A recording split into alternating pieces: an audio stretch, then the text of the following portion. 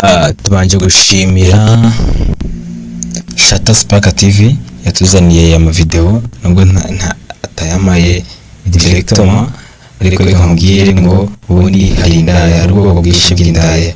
Ubundi izi ndaya ngo zibaye izi ndaya nizo gusakenda murazibara ngo zaziri gucisha ku giciro nk'icy'umuneke ni 2000 ni 3000 kuzamura ayo ushaka yose wayibona indaya yose ushaka.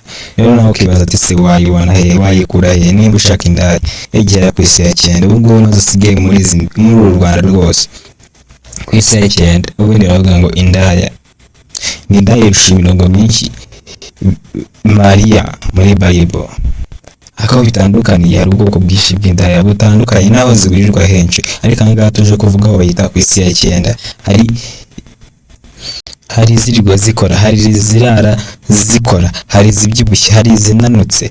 Uko waba umeze kose indaya urayicyura kuri 2000 3000. Niko babwiraga uyu muvandimwe Shata Spark TV, niko bamubwiraga ngo indaya yose wayibona kuri icyo giciro. Ngo niba ufite igiceri niba ufite 1999 ntibishoboka uzuza 2000 mugendane. Ubundi ngo hari indaya ndende ingufi inanutse igize byose wayibona ngo kandi kuntu yizeye ngi sida ibi cyangugo ngo nubwo sida afite ngo ntabwo we yagezamo. Uyu muvandimwe Shata niko bamubwiye kuri YouTube channel yitwa Shata Spark TV urebe ngo izi ndaya zari ziri kumubwira cyo kubaha amakuru nyamuneka atari ivumbi nubwo urana ko nkoresheje video ye.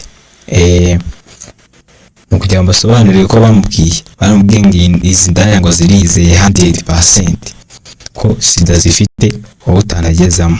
Buriya ngo ni hanini cyane ko harimo umwobo muremure cyane, ntabwo mbizi ibyo bintu.